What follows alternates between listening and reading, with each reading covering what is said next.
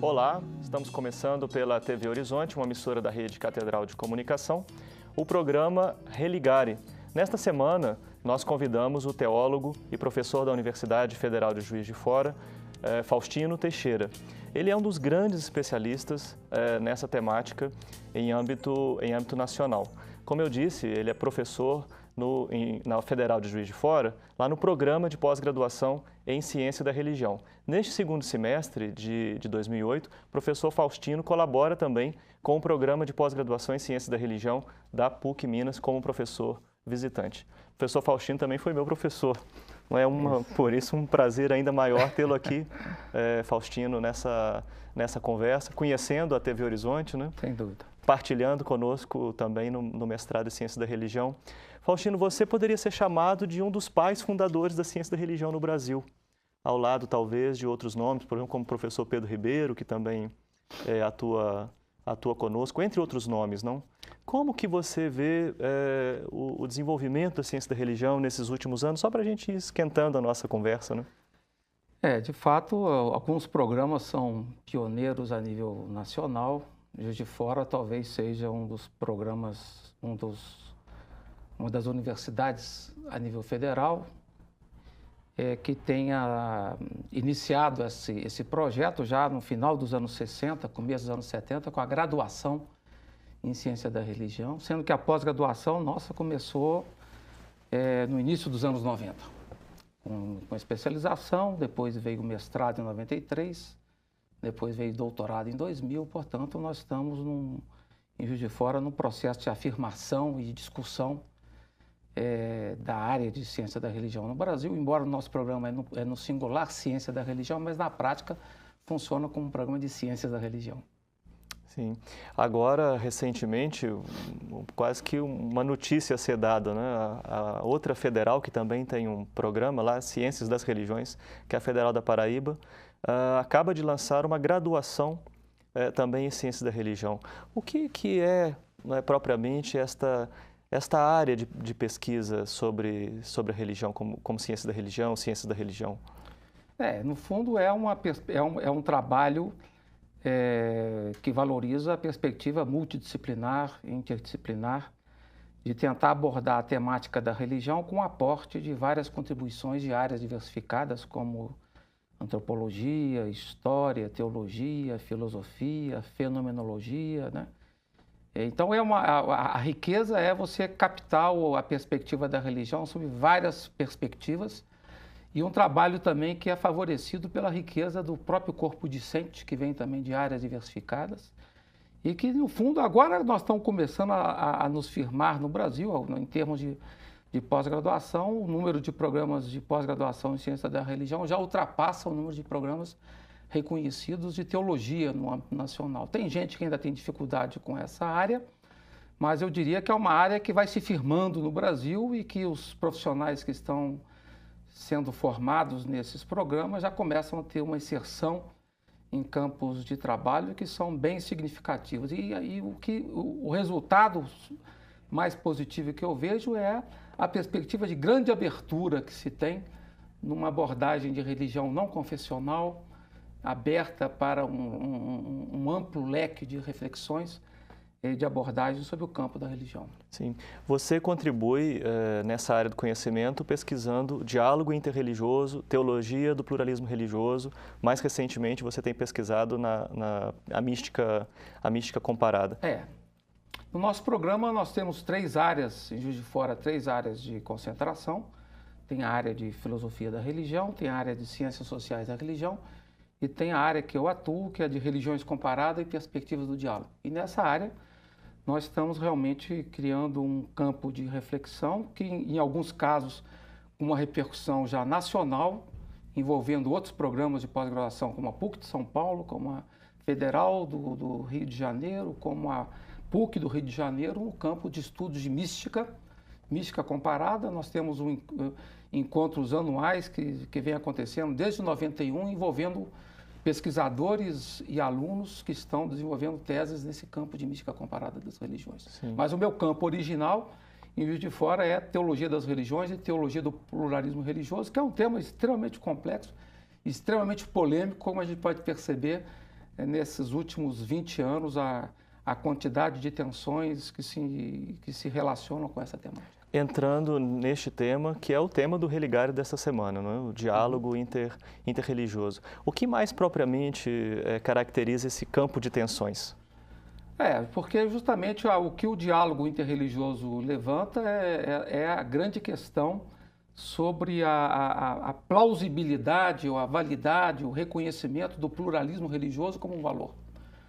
E, na prática, nós vivemos tempos marcados por uma tendência muito forte de reforço de identidades religiosas, confessionais, em vários âmbitos, e mesmo crescimento de fundamentalismos. E esse campo de afirmação identitária, ele acaba criando tensões com o reconhecimento do valor da diversidade, com o valor do pluralismo, porque na medida em que você começa a valorizar o pluralismo religioso, você tem que necessariamente relativizar determinadas percepções das religiões de religião que firmam como uma determinada religião como um valor absoluto. O pluralismo religioso, o diálogo interreligioso, vai justamente colocar o desafio fundamental da hospitalidade interreligiosa. Eu acho que nós não temos que ter uma perspectiva de anexar religiões para a identidade particular, mas o grande desafio é como hospedar a diferença e compreender a diferença e deixar-se enriquecer pela diferença. A acusação de relativismo ronda esse debate? Tanto a acusação de relativismo é uma das mais fortes, como a acusação de indiferentismo religioso. A gente vê na conjuntura, por exemplo, em âmbito do catolicismo internacional, mesmo no campo das igrejas evangélicas pentecostais, ou evangelicais ou pentecostais, há uma preocupação muito grande de que o reconhecimento do valor do pluralismo estaria acabando relativizando o valor fundamental e absoluto de certas identidades religiosas. Mas, na prática, o que a gente percebe é que o pluralismo causa problema, ou que o pluralismo causa uma certa dificuldade, porque ele provoca a necessidade de autorrelativização de identidades e a necessidade de uma abertura maior para perceber, de ampliação do olhar para perceber a riqueza da diversidade religiosa a nível mundial. Faustino, por que falar em pluralismo e não em pluralidade? Porque eu acho que pluralidade também pode se falar, eu acho que não tem impedimento de falar pluralidade. Quer dizer, pluralidade ou pluralismo, eles são palavras que são... Esse ismo não quer dizer... Não necessariamente, né? A questão toda, o grande desafio que nós percebemos a nível mundial um reconhecimento de uma diversidade religiosa que está aí, que a gente vê, por exemplo, são 1 bilhão e 300 milhões de muçulmanos a nível mundial, mais de 700 milhões de hindus, mais de 500 milhões de budistas, na América Latina e a nível mundial o crescimento pentecostal que é espantoso, impressionante, e isso leva necessariamente a uma reflexão nova que desenvolve também, que provoca também as ciências da religião e também de forma particular a teologia para como lidar com essa pluralidade. Será que essa pluralidade deve ser reconhecida apenas como um fato conjuntural, problemático, ou expressão da dificuldade de percepção da verdade, ou não se deve provocar um campo novo de reflexão para perceber a pluralidade como um valor que deve ser percebido, acolhido como elemento fundamental para a própria percepção e crescimento da identidade. Diante do fenômeno do fundamentalismo, a postura do cientista da religião deve ser de algum tipo de combate a este fenômeno, ou assim como devemos reconhecer a pluralidade religiosa, reconhecer isso também como um fenômeno legítimo? Eu acho que quando você fala em fundamentalismo religioso, você fala também em etnocentrismo. É claro que toda valorização da identidade, toda perspectiva etnocêntrica tem seu dado positivo. No fundo, é a defesa da identidade, e eu acho que não há um aspecto negativo em defender a identidade. Portanto, a defesa dos fundamentos da identidade é um traço normal, singular. Quer dizer, nós temos que amar nossa identidade. O problema é quando você enfatiza tanto a identidade que você provoca uma conglomeração, como se fossem mônadas isoladas, e isola a identidade da interlocução criadora na própria dinâmica interreligiosa e intercultural. Quer dizer, o desafio não é de matar a identidade ou de relativizar a identidade. O desafio é de buscar viver a identidade de uma forma aberta, de uma forma onde você pode respirar, onde você pode se enriquecer pela dinâmica da diversidade que marca o nosso tempo. Nós estamos conversando com Faustino Teixeira, ele é teólogo, professor no programa de Ciência da Religião da Federal de Juiz de Fora e neste semestre colabora como professor visitante no programa do mestrado em Ciência da Religião na PUC Minas. Você pode se informar mais sobre esta conversa, escrevendo para nós e conhecendo outros detalhes da entrevista através do nosso blog, que é programareligare.blogspot.com. Mas pode também escrever para o nosso e-mail que você já conhece, religare@tvhorizonte.com.br. Religare volta daqui a pouco.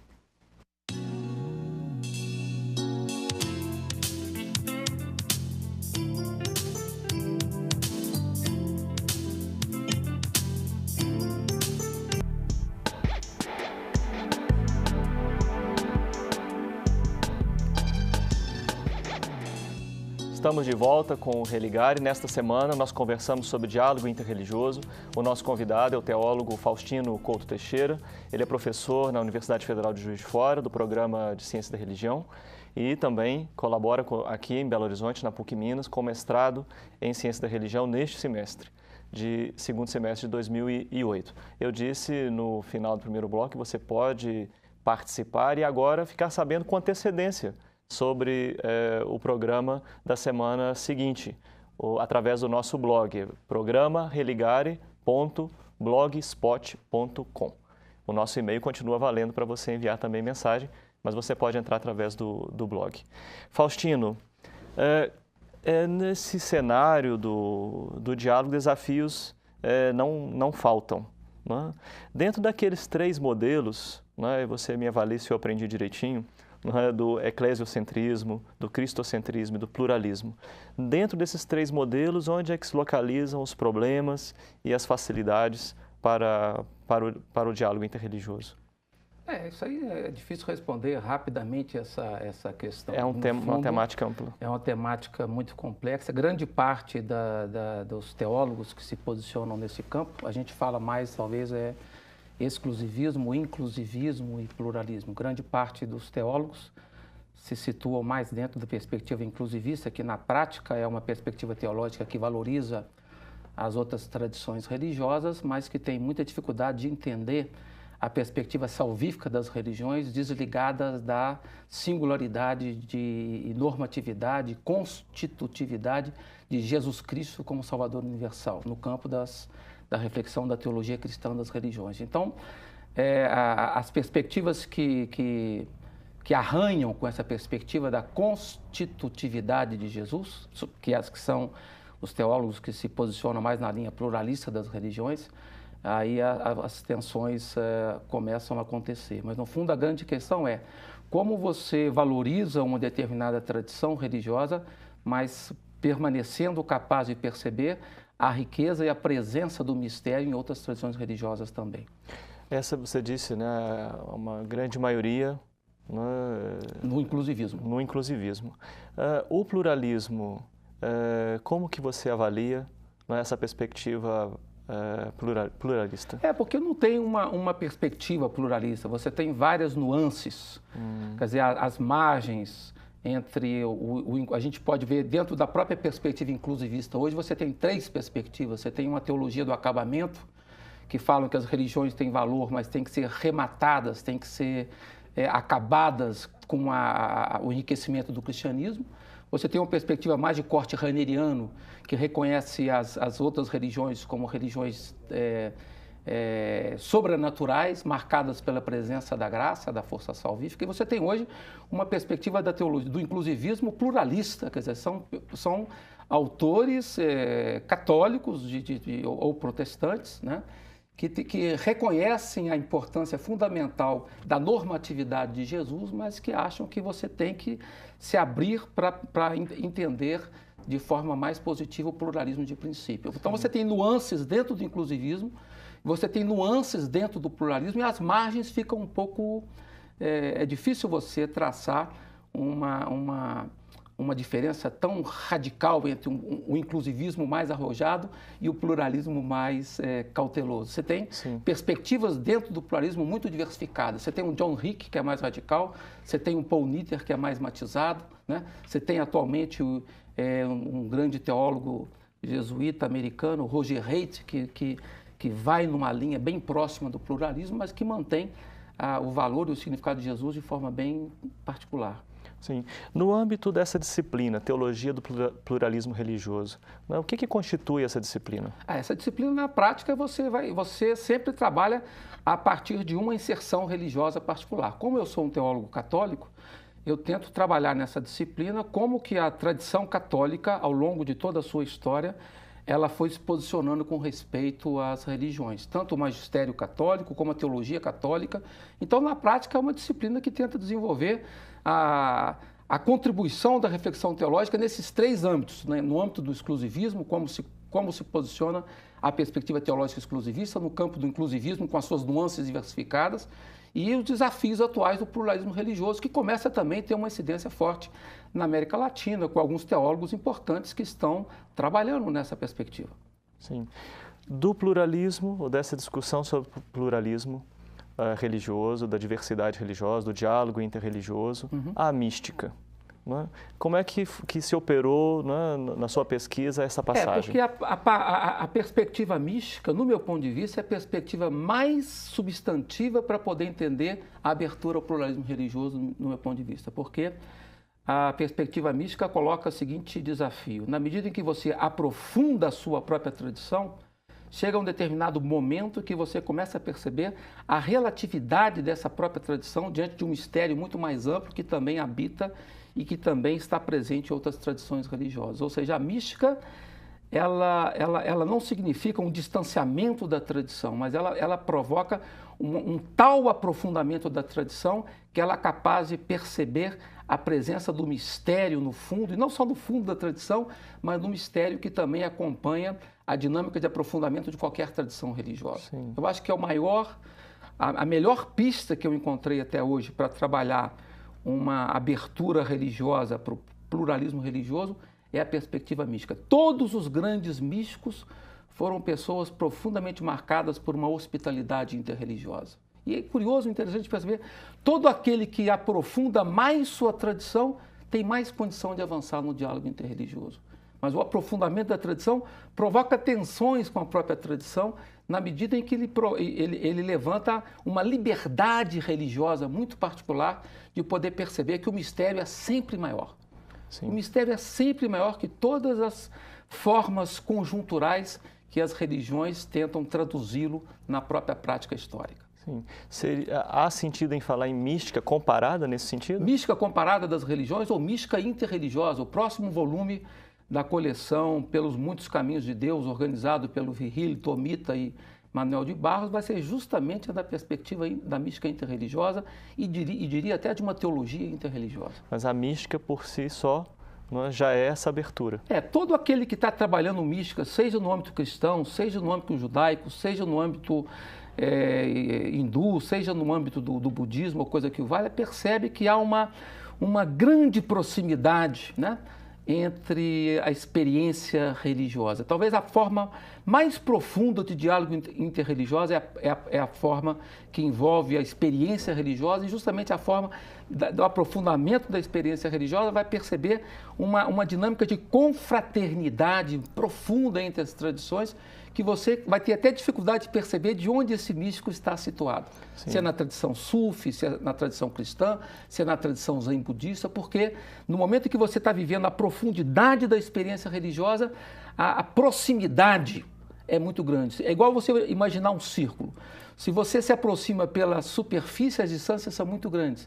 Se você se aproxima pela profundidade, você vai perceber que, à medida que você aprofunda, você consegue perceber o barulho de sonda de outro que fez o aprofundamento a partir de outro ponto de vista. Para além da questão do diálogo interreligioso, a mística em diálogo com a cultura contemporânea? Diria, claro, porque a cultura contemporânea, utilizando aqui a expressão de um dos grandes mestres meus, que foi o Henrique Cláudio de Lima Vaz, quer dizer, a cultura contemporânea, ela carece de uma inteligência espiritual. Eu acho que ele, inclusive, nos belos textos que ele escreveu sobre modernidade filosófica e religião, ele fala que os saberes modernos da modernidade pós-cartesiana, eles têm uma dificuldade muito grande de captar o religioso vivido. Então é necessário, em função justamente da forma como se moldou tanto a filosofia da religião como as ciências da religião, saberes muito marcados por uma dinâmica profundamente secularizadora, autonomista, a perspectiva do salto da santidade ou da mística, ela recupera determinada dimensão de horizonte sapiencial, de gnosiologia do coração, da intuição, que muitas vezes escapa desse saber moderno pós-cartesiano. Sim. Faustino, nós estamos aqui na PUC Minas com inscrições abertas, né, com edital aberto para a nova turma do mestrado. O mestrado está começando.